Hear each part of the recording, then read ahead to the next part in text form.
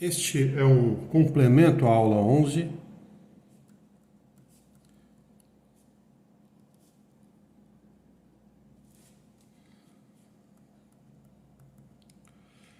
Na aula 11 nós discutimos a radiação térmica. Apenas que lá não foi possível a gente discutir o modelo para a radiação térmica. E é muito importante a gente entender o modelo. O papel do físico é justamente entender os modelos para ser capaz de desenvolver novos modelos para situações novas. Como é que funciona um modelo, tá? Então, é disso que a gente vai tratar aqui. Eu vou apresentar para vocês o modelo clássico para a radiação térmica. O que é a radiação térmica? Só para lembrar a vocês, a radiação térmica é produzida por um corpo que está a uma determinada temperatura. Um exemplo é o filamento de uma lâmpada incandescente. Por esse filamento passa uma corrente que, pelo calor de Joule, gera um aquecimento e o filamento aquecido passa a emitir um comprimento de onda que a gente percebe com os nossos olhos e ilumina o ambiente. Se você desliga a lâmpada, o filamento gradualmente vai esfriando e a gente pode observar, inclusive, que a cor do filamento vai mudando do alaranjado, próximo do branco, para o vermelho, depois vai esfriando mais e acaba ficando preto, tá? Então, a gente vê aí que a temperatura, o espectro de radiação depende da temperatura. A lâmpada é apenas um dispositivo, né, onde se utiliza desse efeito da radiação térmica, mas todos os corpos irradiam, tá? A irradiação depende justamente da temperatura do corpo, tá? Este efeito também é conhecido como o efeito do espectro contínuo, porque a luz emitida pela matéria, ela varia continuamente com o comprimento de onda. Bom, vamos primeiramente definir aqui o que é a grandeza que a gente vai caracterizar para descrever a radiação térmica. É a chamada emitância ou radiância. É a quantidade de energia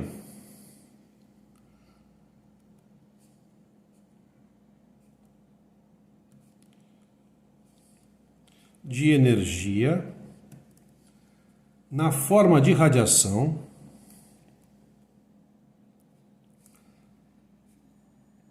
eletromagnética, evidentemente,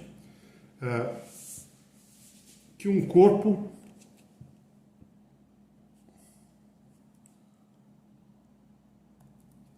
a uma temperatura T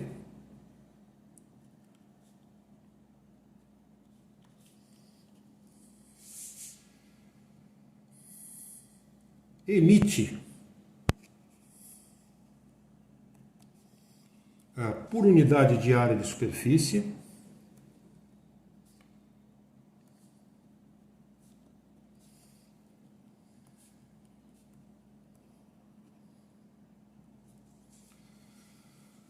por unidade de tempo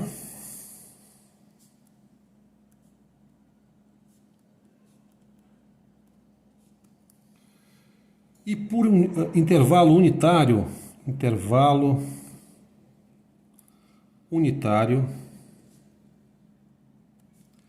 de comprimento de onda.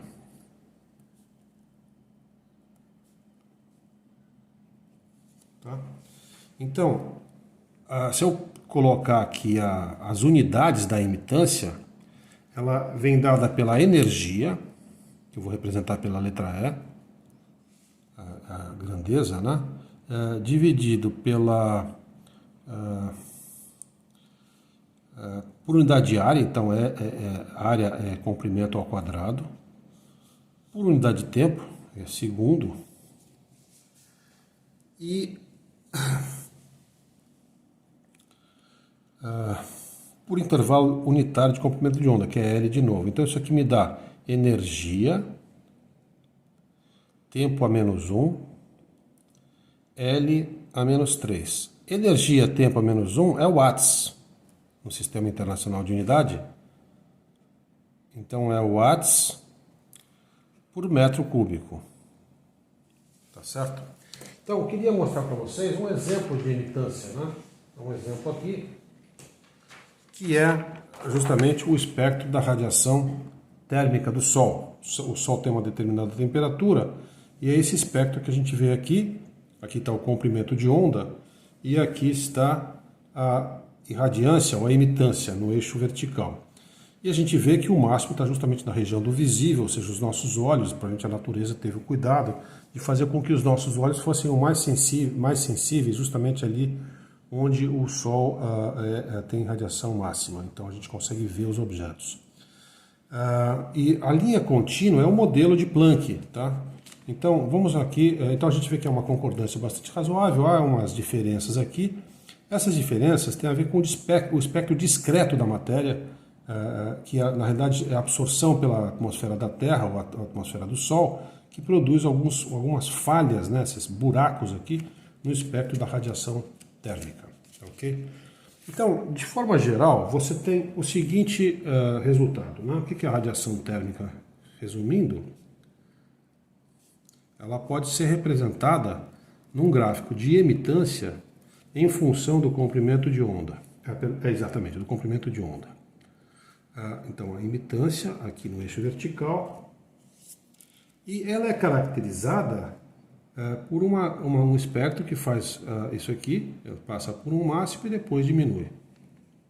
E tem um comprimento de onda onde a emitância é máxima, tá? Se eu mudar, isso aqui vamos supor que seja a temperatura 1. Se eu aumentar a temperatura, vamos supor, se eu reduzir a temperatura, desculpe, se eu reduzir a temperatura, o máximo muda de posição, tá? E você então vai ter, por exemplo, um espectro de radiação térmica para uma temperatura T2 menor do que T1. Tá ok? Ok, o caso da lâmpada, a gente sabe que a lâmpada está ligada na tomada. Como eu disse, né, se você desliga a lâmpada da tomada, ela esfria. E você tem ela para de emitir. Então, a lâmpada ela precisa de uma fonte de energia para manter a temperatura. Porque ela está irradiando, está produzindo energia, a energia está se esvaindo da lâmpada, então precisa ter uma fonte. Para a gente idealizar um sistema onde você não precisa de uma fonte, você vai falar do corpo negro, tá? Esse é um corpo, como a lâmpada, como o filamento de uma lâmpada. Vamos representar aqui por uma bola, tá? E a radiação está presa lá dentro do corpo, tá? Só que esse corpo ele tem uma superfície que impede que a radiação saia. Então, por isso que ele é chamado de corpo negro. Dessa maneira, ele não precisa de uma fonte de calor ou de uma fonte de energia para manter a temperatura. Temperatura T aqui, tá? A temperatura é fixa e ele não está esfriando. T fixa. Então, por isso que é chamado de corpo negro, é uma idealização que se faz para você ter um sistema que eles tenham uma temperatura fixa, tá? E aí você pode... então, esse aqui é um nome que se dá, essa aqui é a radiação térmica do corpo negro, tá? E para você saber qual que é você pode abrir um buraquinho bem pequenininho aqui, tão pequenininho quanto você quiser, e você pode espiar lá dentro do corpo e ver qual que é a radiação que o corpo contém no seu interior. E aí você pode construir o espectro de irradiância, tá? Para esse corpo aí. Então, para a gente descrever, para o nosso modelo, a gente vai usar aquilo que se conhece como teorema de equipartição da energia.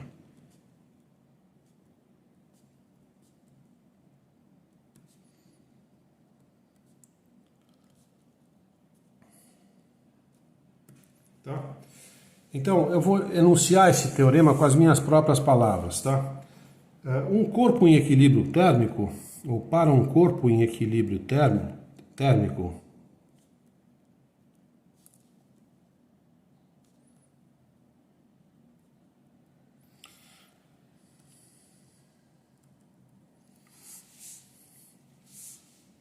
temperatura T,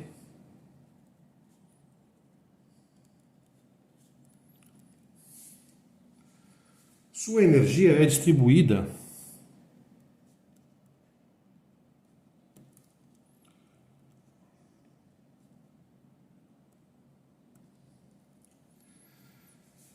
entre todos igualmente, né? Igualmente entre todos os graus de liberdade acessíveis.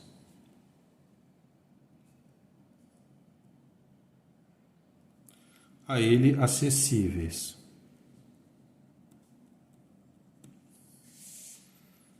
Em cada grau é armazenada a energia 1 meio de K índice B vezes T, onde K índice B é a constante de Boltzmann. Eu já olho por Kelvin. Então é a constante de Boltzmann.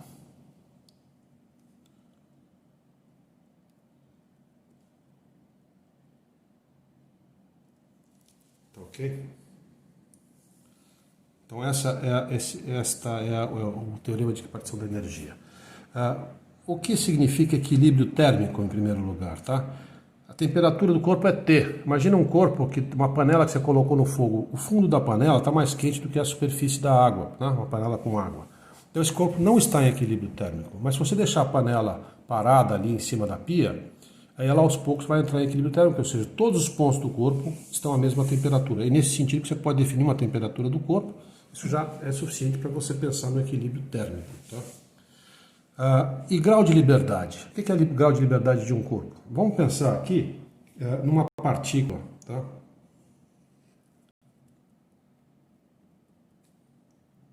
Uma partícula, um átomo, por exemplo, o hélio.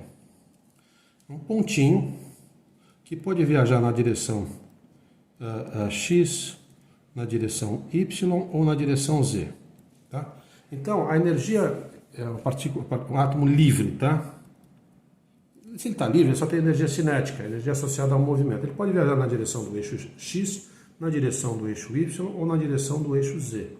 Então, ele tem 3 graus de liberdade.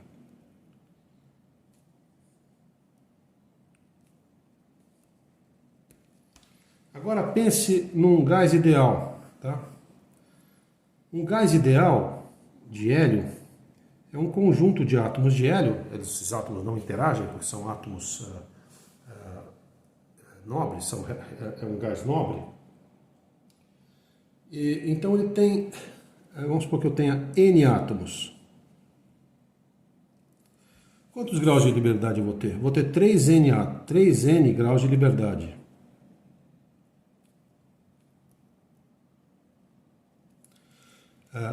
Para cada átomo você vai ter, para cada grau você vai ter, tá? Então para cada átomo você vai ter, qual que vai ser a energia média de um átomo, tá? Então você vai ter energia de um átomo, energia média de um átomo, vai ser 3 vezes, ele tem 3 graus de liberdade, vezes a energia em cada grau de liberdade. Então a energia média de um átomo vai ser 3 meios de kT, tá? Então, ok, isto aqui é o teorema de equipartição da energia aplicado a um gás ideal. O que isso tem a ver com a radiação térmica? Ora, o que eu quero saber é de quantas maneiras eu posso armazenar energia na forma da radiação térmica dentro de um corpo. Esse vai ser o número de graus de liberdade que a radiação vai ter dentro desse corpo. De quantas formas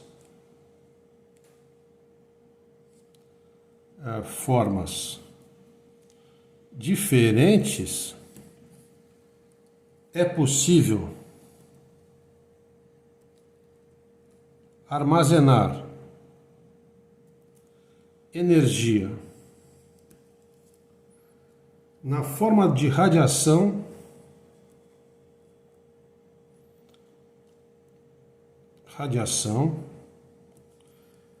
no comprimento de onda lambda, tá?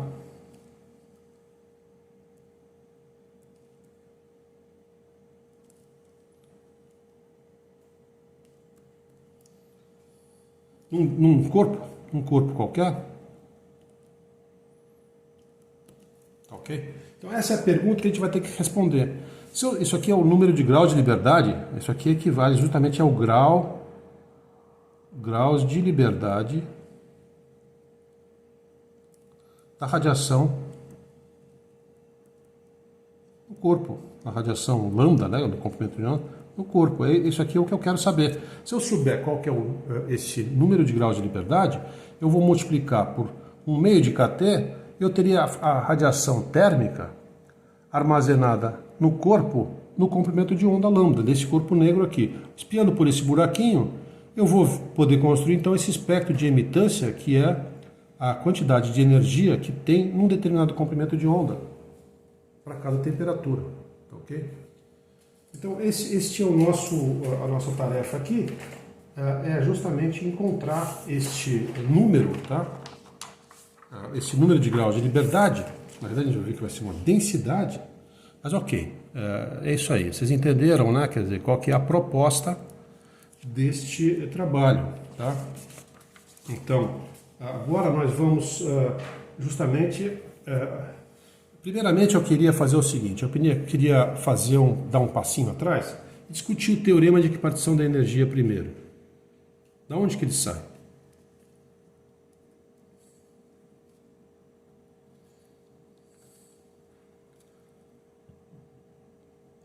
Tá? Uma maneira de ver a origem do teorema de equipartição da energia é o próprio gás ideal. Tá? Vamos usar uma fórmula,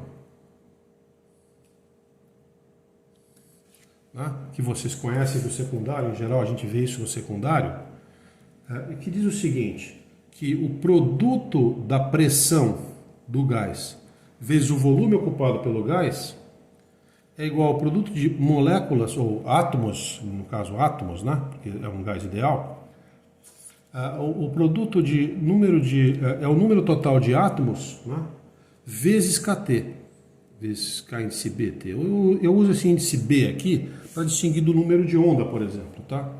Então, isso aqui significa que eu posso dizer que a pressão é dada pela densidade de átomos vezes kT, onde N é justamente a razão entre o número total de átomos e o volume ocupado pelos átomos. Vou colocar aqui para a gente fixar ideias de que a gente está falando, tá? Vamos colocar aqui um cubo, e esse cubo aqui contém os meus átomos que formam o gás ideal.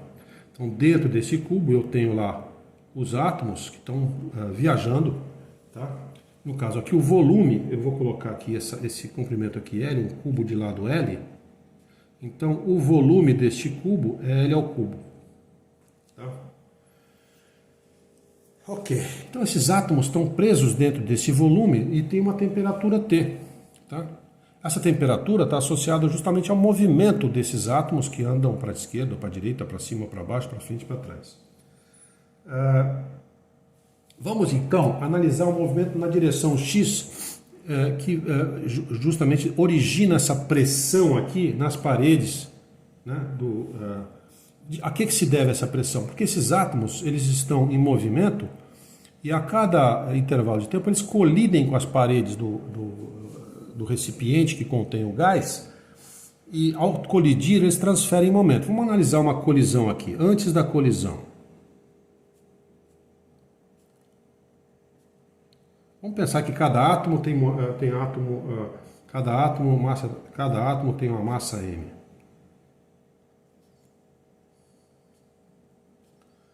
Qual que é a quantidade de... Vamos ver aqui, antes da colisão, aqui tá, vamos colocar uma parede, né, a parede do recipiente, e vem um átomo viajando aqui com velocidade Vx para a direita.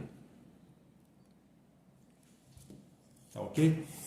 Então, ele tem uma quantidade de movimento que ele tem momento, né?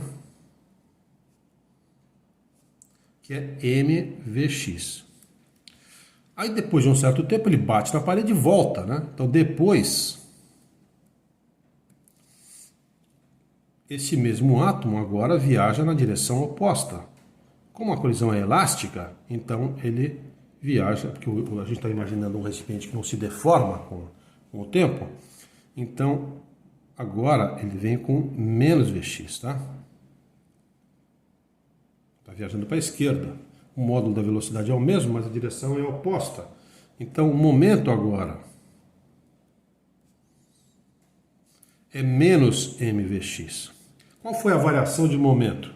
Se eu fizer antes menos depois, eu vou ver que houve na colisão,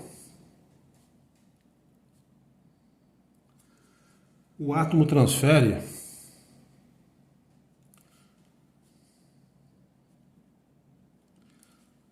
2 mvx para a parede. Por quê? Na realidade, depois o átomo teve uma variação de menos 2 mvx. Mas como a conservação do momento tem que acontecer, então a parede adquiriu 2 mvx. Então a pergunta que eu quero fazer é a seguinte: quantas colisões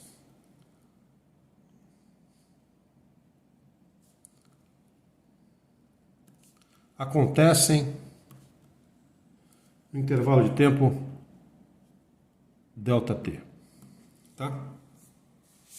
Então vamos imaginar que todos os átomos têm a mesma velocidade na direção x, com uma das paredes. Né?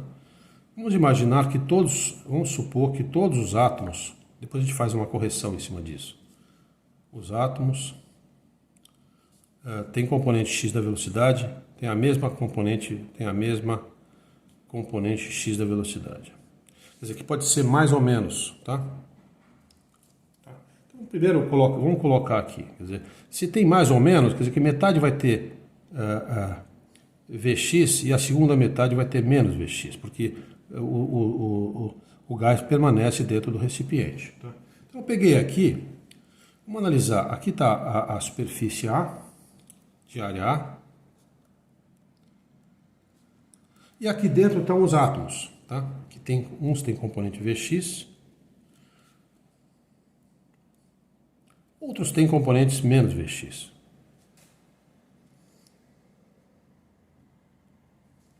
Tá certo? Aqui está este recipiente. Tá ok? Vamos analisar um lado aqui, vamos colocar um lado aqui igual a Vx vezes ΔT. Por que eu peguei Vx vezes ΔT? Porque isso aqui é a distância que os átomos viajam no intervalo de tempo ΔT, ou seja, todos os átomos que estiverem viajando para a direita dentro deste paralelepípedo, no intervalo de tempo ΔT, vão colidir com a área A. Tá? Agora, a densidade de átomos ali dentro é aquela que está aqui em cima. Isso aqui é a densidade de átomos. Tá certo? Acabou a tinta aqui. Ok. Então, agora vamos fazer o seguinte. Então, o número de átomos que tem dentro desse volume aqui é A vezes N. Tá certo?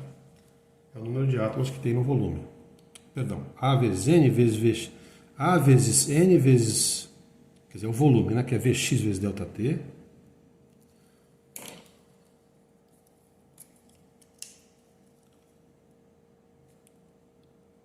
Vezes A vezes N é o número de átomos no volume.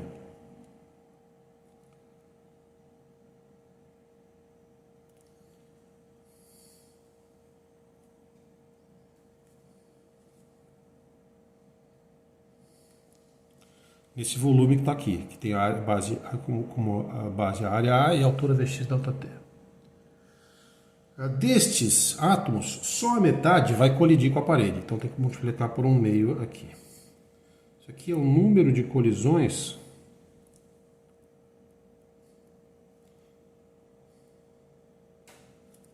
no intervalo de tempo ΔT.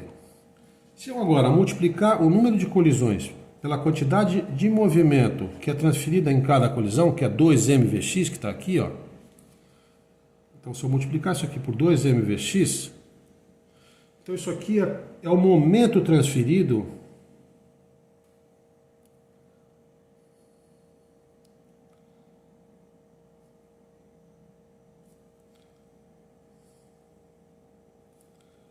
a parede, que o gás transmite para a parede no intervalo de tempo ΔT. Agora quero fazer a seguinte análise, tá? Quer dizer, o momento transferido, se eu dividir a quantidade de movimento que é transferida no intervalo ΔT por ΔT, eu vou ter a força. Se eu dividir pela área, eu vou ter a pressão. Então isso aqui já contém a informação sobre a pressão. Só está faltando a gente aqui substituir esse Vx aqui pela seguinte razão, né? Isso aqui me deu, vamos escrever aqui, vai ficar A vezes ΔT. Esse meio com esse 2 aqui cancela, então fica A ΔT mn vezes Vx ao quadrado. Aqui eu vou fazer uma pequena correção. Esse Vx ao quadrado, eu supus que todos os átomos viajam com a mesma velocidade, mas isso não é lógico, né? Eles vão ter uma distribuição de velocidades. Então isso aqui deve ser substituído pela média das velocidades, tá? Na direção x ao quadrado. Então, mn vezes a média, e esse parênteses oblíquo aqui, justamente representam a média da velocidade. Tá ok? Agora veja bem, as direções x, y e z, vamos colocar elas aqui, ó, x, y e z, elas são todas equivalentes, tá? Então, não tem por que você ter uma velocidade na direção x maior que na direção y. Então, a gente pode concluir que todas as componentes de velocidade, tomadas as médias ao quadrado, né, elas vão dar o mesmo valor. Tá? Então isso significa que, se eu pegar, então isso significa que como a soma massa, né, Vx ao quadrado mais Vy ao quadrado, mais Vz ao quadrado, é justamente o valor médio da velocidade ao quadrado. Então, isso significa que, se eu fizer uma análise, óbvio, né? Os três são iguais, significa que Vx médio ao quadrado é igual a 1/3 da velocidade ao quadrado média. O valor médio de Vx, da componente x da velocidade ao quadrado, é justamente o valor médio do quadrado da velocidade. Tá ok? Então agora vamos mudar de página, porque temos mais espaço aqui.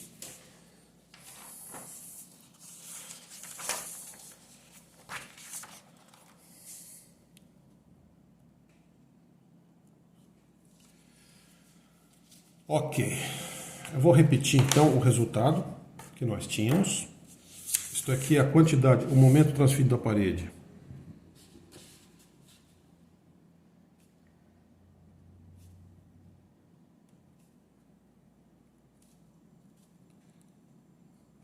Ele vale em ΔT, né?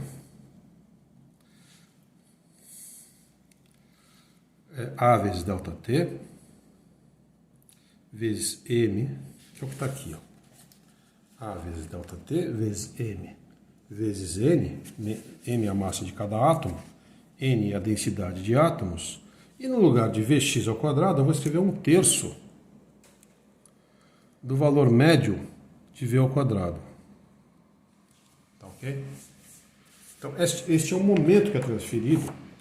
Agora veja, V ao quadrado, isso aqui, agora eu posso escrever isso aqui da seguinte maneira, veja, M vezes V ao quadrado, que é o que está aqui, ó, M e V ao quadrado, esses dois aqui, M vezes V ao quadrado é 1/2, é 2 vezes, né, 1/2 de M V ao quadrado, que é justamente 2 vezes a energia cinética média de cada átomo, tá? Então eu posso dizer que a quantidade de momento que é transferido à superfície S, em ΔT, é A vezes ΔT vezes N, e no lugar de mv ao quadrado eu vou escrever 2 vezes, tem 1/3 aqui, né? 1/3, e no lugar de m vezes valor médio de v ao quadrado eu vou escrever 2 vezes E. Tá? Então ficou A vezes ΔT vezes N vezes 2/3 do valor médio da energia de cada átomo. Então esse é o momento transferido à parede em ΔT. Momento, vou repetir aqui. Momento transferido à parede de área A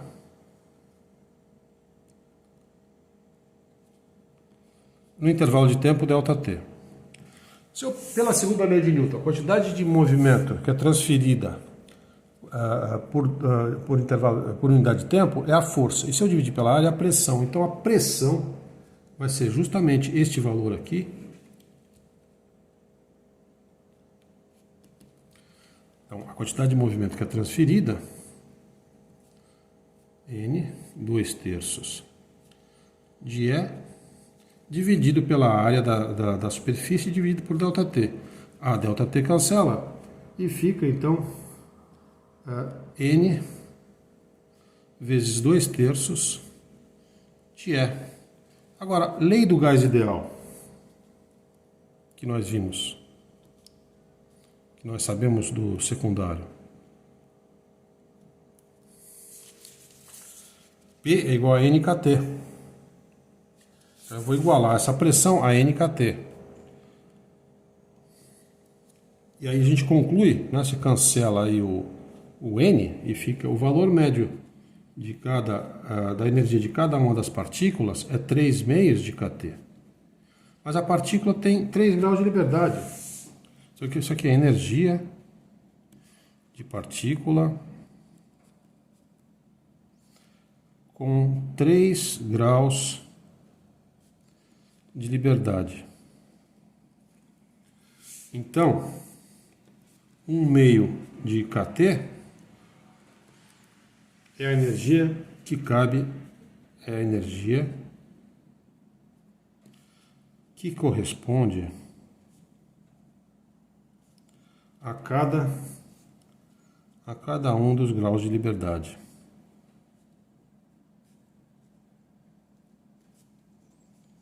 No caso aqui da partícula, do átomo, né?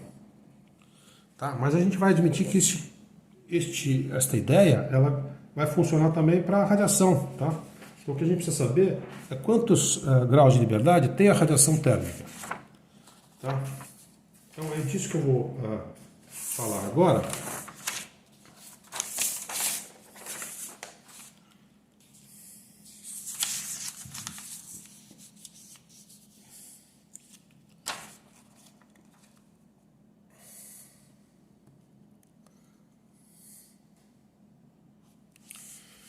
Quantos graus de liberdade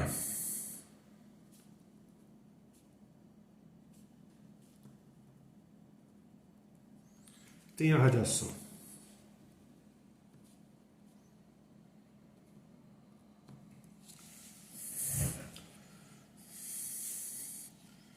Ou, então, em outras palavras, de quantas formas diferentes eu posso colocar a radiação dentro do corpo? Vamos lembrar o que é uma onda, né? Uma onda viajando na direção X, ela tem uma amplitude e ela tem um número de onda. Vamos supor que ela está viajando na direção X positivo, né? Este K aqui é um número de onda, é 2π sobre lambda, e ômega sobre K é a velocidade da luz. Tá? Então, de quantas formas diferentes eu posso colocar essa radiação dentro de um corpo? Ou entre 4 paredes de um cubo?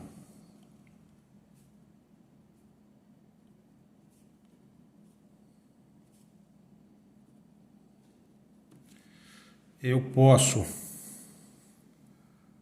colocar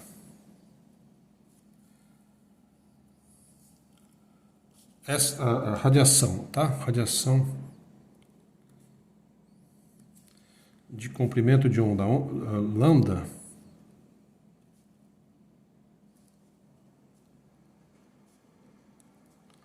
dentro de um cubo de lado L.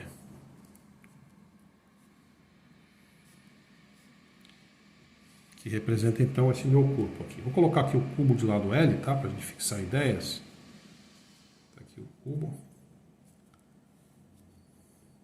Cada aresta do cubo então vale L. Quer dizer, não tem aresta L. E vamos acrescentar aqui no intervalo de comprimentos de onda, lambda, no intervalo de comprimento de onda entre lambda e lambda mais d lambda. Tá? Vamos ser mais específico aqui. Não é só no comprimento de onda específico, mas num determinado intervalo. Para a gente responder essa pergunta, eu vou colocar um artifício, tá? Vou fazer um artifício.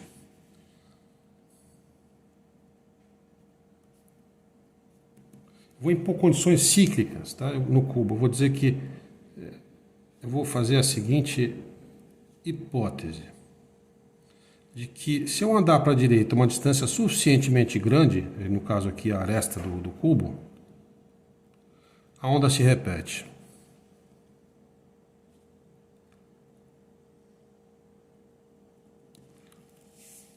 Tá? Essa é uma hipótese que eu estou fazendo para tentar contar essas, para contar, porque eu preciso, para poder contar, eu preciso ter um espaço discreto de comprimentos de onda, e o comprimento de onda varia continuamente. Então, para eu poder contar, eu vou fazer essa hipótese. Tá? Fazendo essa hipótese, você vai dizer, puxa, mas isso não corresponde à realidade. Não, não é que não corresponde à realidade. Esse L aqui é muito grande, L pode ser 1 quilômetro. Então, para todos os efeitos, isso aqui não tem relevância nenhuma. Mais ainda, a gente vai ver que no final, o resultado não depende de L. Então, fica aí apenas um artifício que é útil para fazer essa contagem. Tá? Então, fazendo isto, a gente conclui que, se isso acontece, se essa for a condição cíclica, então K vezes L tem que ser um número inteiro de 2π. Onde esse N aqui não é a densidade. Estou usando o N aqui para representar um número inteiro. 0, mais ou menos 1, mais ou menos 2 e todos os demais. Acontece que a radiação ela pode viajar não só na direção x, mas pode viajar na direção y ou z. Então eu vou ter na realidade 3 números de onda, um correspondendo para cada onda. Uma que viaja na direção x, quer dizer, isso aqui significa que K, né, é igual a 2π sobre L vezes N. Aí, se eu fizer considerar que na verdade as ondas podem viajar em todas as direções, x, y, z, então eu vou ter 3 números de onda que vão ter a seguinte condição: 2π sobre L vezes nx, depois eu vou ter ky, que também vai ter a periodicidade na direção y, então vai me dar um número inteiro ny, e na direção z eu vou também ter uma a periodicidade em L, então vou ter 3 números inteiros, nx, ny e z, todos eles que variam de 1 em 1. Tá? Eu posso fazer um desenho agora, tá? Kx, ky, kz, e agora eu vou colocar nestes 3 eixos aqui, quais são os valores de K que são autorizados. Por exemplo, para nx, ny, nz igual a 0, eu vou ter um ponto aqui. Para esse aqui igual a 1 e os demais 0, eu vou ter um ponto aqui. Para esse aqui igual a 1 e os demais 0, eu vou ter um ponto aqui. Para este aqui igual a 1, este aqui igual a 1, este aqui igual a 0, eu vou ter um ponto aqui. E assim eu posso ir construindo, eu vou construir um cubo aqui.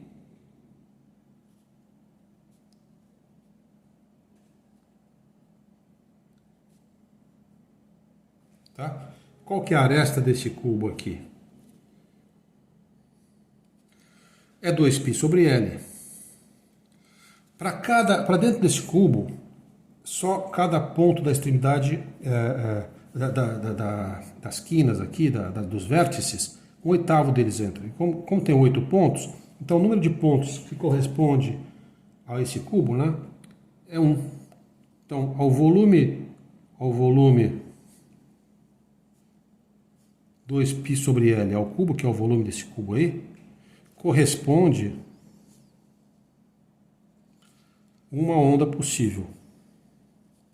Porque os demais valores de K não são acessíveis. Agora, vamos considerar aqui uma esfera, 2 esferas, tá? Uma esfera de raio K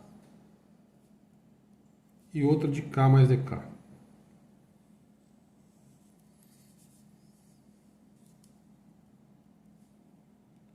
dois raios, tá?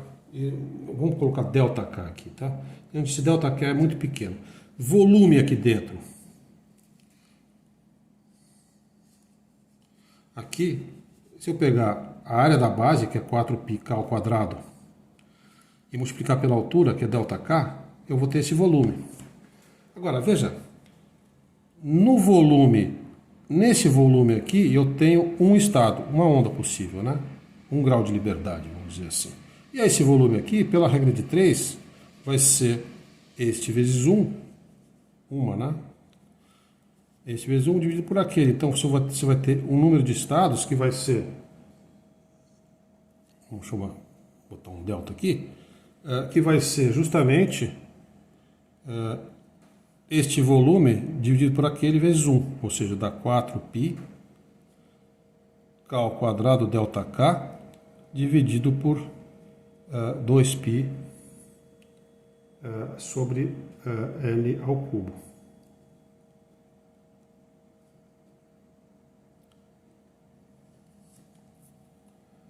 Ok? Agora vamos converter isso para comprimento de onda. Então esse aqui vai ser o número de grau de liberdade dentro dessa casca esférica, tá? Agora, como que varia lambda aqui? Vamos lembrar que K é igual a 2π sobre lambda, que está aqui, ó. Então K ao quadrado é 2π sobre lambda ao quadrado. E um diferencial de K, um incremento de K. Se eu pegar o derivado ali, vai ficar 2π sobre lambda ao quadrado vezes delta lambda. Eu não estou colocando o sinal menos aqui, se eu fizer o diferencial dá um sinal menos, mas como eu estou falando só no incremento, então isso não tem relevância. A gente está falando de números dentro desse volume aí. Então, este ΔN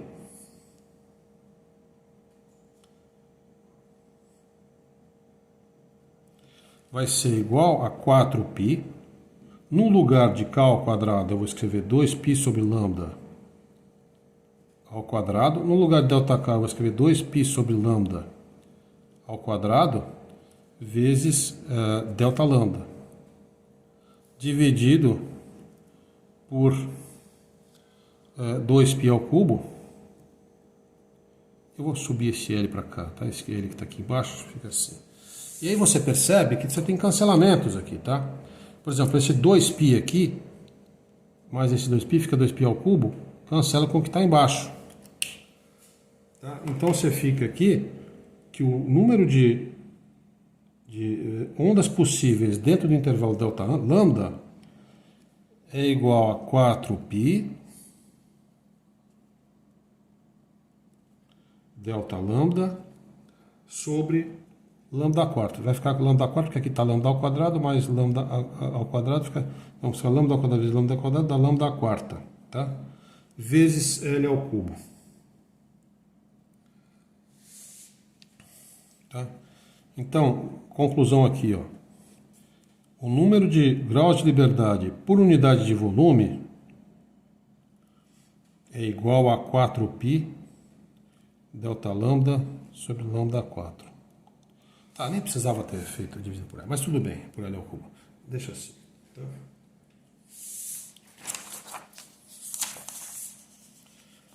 Então, eu vou repetir aqui.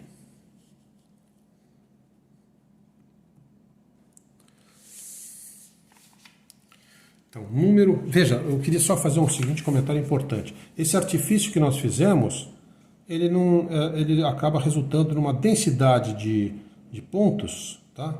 Independe, quer dizer, esse resultado aqui independe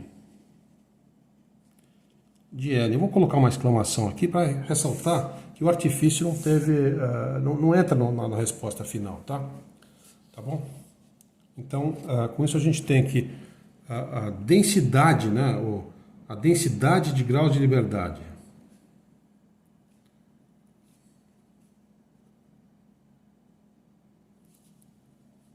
Ou seja, o número de graus de liberdade por unidade de volume da radiação no corpo, né, é igual a, então, essa resposta aqui, 4π 4π delta lambda sobre lambda A4. Ok?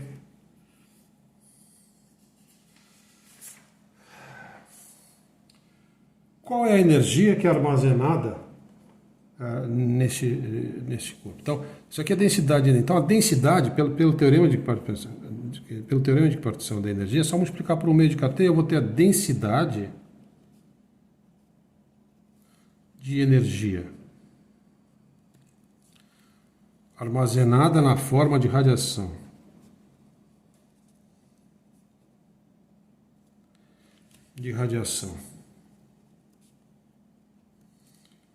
No corpo T. No corpo há uma temperatura? Há uma temperatura.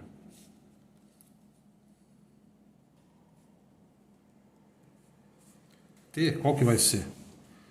Vou pegar aquele mesmo número,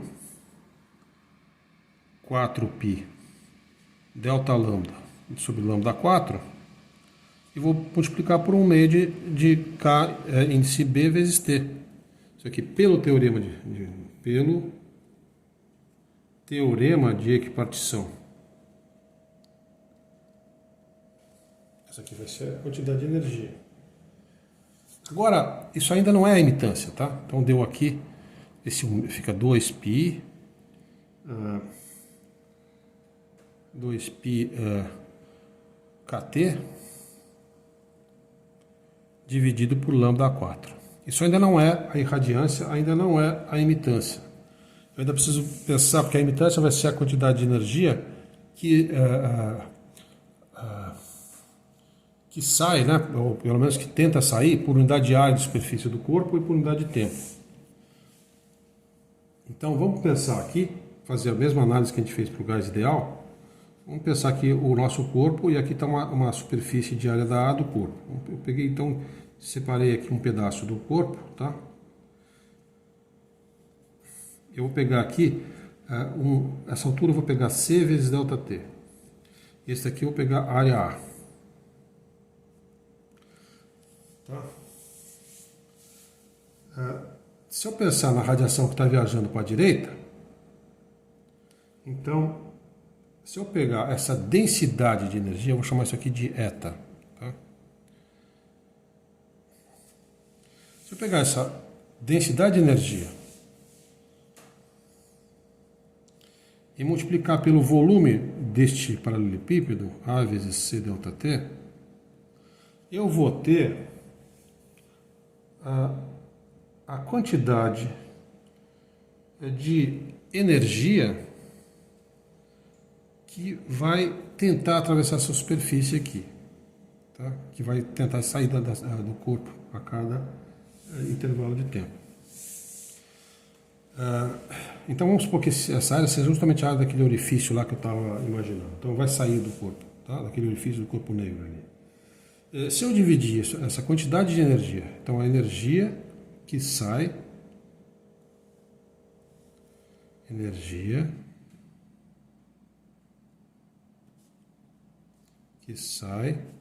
pela área A em dt. Se eu dividir pela... tá? Então, se eu pegar eta vezes AC dt, delta t, e dividir por A delta t, eu vou ter a energia que sai por unidade de área por unidade de tempo. Então, isso aqui é justamente a irradiância, que é a quantidade de energia que sai por unidade de área por unidade de tempo. Quer dizer, na realidade ainda precisa de dividir por dentro, então ainda não é irradiância, tá? Vamos concluir aqui. Aqui faltou o delta lambda. Então vai ficar 2π kt delta lambda dividido por lambda 4. Aqui o A, esse delta t cancela vezes C, tá? Se eu dividir por delta lambda, eu vou ter irradiância. Então vai ser 1 sobre delta lambda, porque é por unidade de área, por unidade de tempo. Então a energia que sai por unidade de área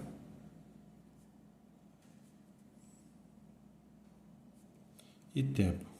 Agora eu quero saber a energia que sai por unidade de área e por unidade de tempo e por unidade de comprimento, ou por intervalo de comprimento de onda unitário. Então tem que dividir por 1 sobre 2, sobre 1 sobre delta lambda. Tem que dividir por delta lambda, melhor dito.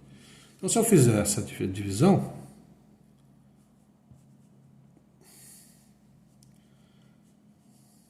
nem vou fazer isso aqui, vou simplesmente dizer, dividindo por delta lambda, eu tenho que a irradiância é igual a 2π K índice B vezes T, vezes C, ou 2πc, dividido por lambda 4. Então, isso aqui é a irradiância segundo o modelo clássico da radiação. Ok? Agora, vamos concluir fazendo um gráfico disso daqui. Tá?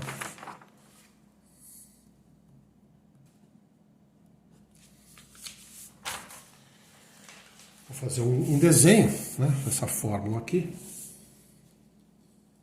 Isso aqui é I, a irradiância, que vale 2π C vezes kT sobre lambda 4, em função da temperatura.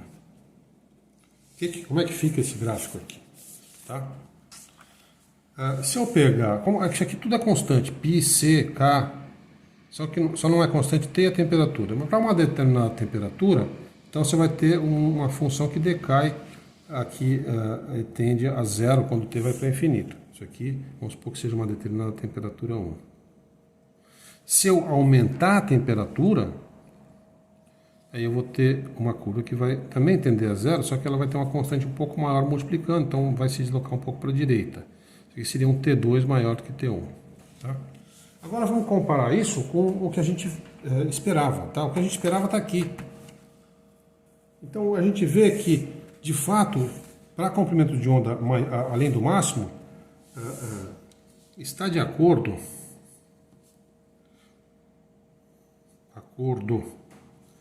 com a realidade se lambda for maior do que lambda máximo. Você vê para lambda grande, né, você vê que isso aqui diminui realmente e fita bem com essa função que é uma constante vezes lambda 4. Né? Lambda menos 4 aí. Funciona bem, mas está em grave desacordo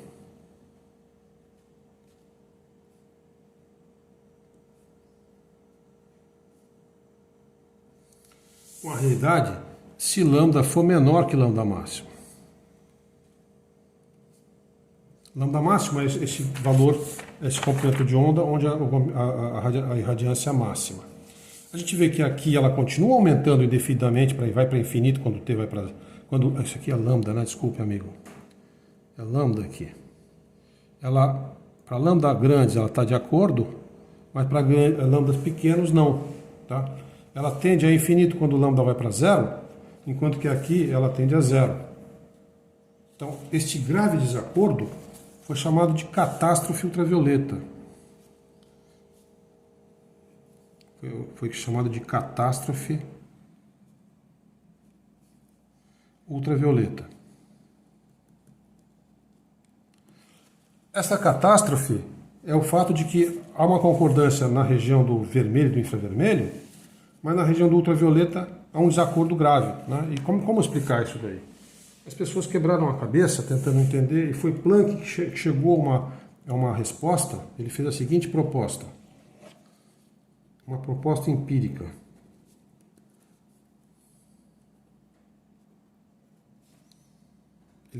Ele ficou estudando a radiação do corpo negro e encontrou que, se eu fizer a seguinte substituição, em vez de eu ter um meio de kT, como associado a cada grau de liberdade, eu fizer uma associação de uma função que depende de uma constante, então o que ele fez foi um meio de HC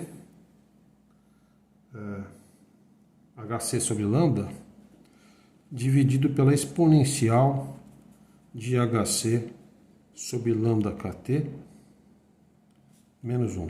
Se eu fizer essa proposta empírica, se eu atender essa proposta empírica do Planck, essa função aqui, ela tem as seguintes propriedades. Para T altas, ou para lambda grande, o argumento da exponencial fica pequenininho, isso aqui acaba ficando igual a isso. Tá? O que está do lado direito fica igual a isso. Mas para lambda pequeno, não. E aí você muda a irradiância, né? A irradiância fica diferente. Tá? Para comprimentos de onda pequenos, a exponencial fica muito grande e ela mata a função, ela vai para zero quando o lambda vai para zero. Tá? E aí você fica com uma irradiância que fica alterada. Né? Em vez de ser isso daqui, você vai ficar com 2π C sobre lambda 4 vezes HC sobre lambda, né? Isso. Vezes a função que está do lado de cá.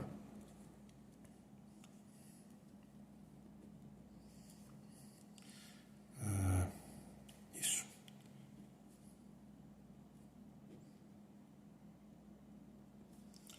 E aí você tem uma função que atende ao resultado, que a radiância fica, enfim, evita aquela catástrofe. O interessante é que aqui só tem uma variável ajustável. Variável ajustável. É a constante de Planck. Eu vou colocar com os números que se conhecem hoje para a constante de Planck. Isso aqui é a constante de Planck. Essa constante de Planck é o único parâmetro ajustável e aí ele encontrou esse valor ajustando para vários corpos, não depende do corpo que você vai analisar, tá? Para todos os corpos tem essa constante aí. Esta alteração, eu vou só antecipar a que se deve. Planck não conseguiu entender, né? Era apenas um ajuste empírico, quem explicou foi Einstein. O que acontece é o seguinte, esse 1/2 de kT aqui, a energia que cabe a grau de liberdade quando o espectro da partícula é contínuo, ela não tem nenhuma discretização. Acontece que, como Einstein descobriu, o espectro da energia da radiação ela é discreta. E aí você tem essa quantização da energia e isso é que faz com que você tenha essa alteração.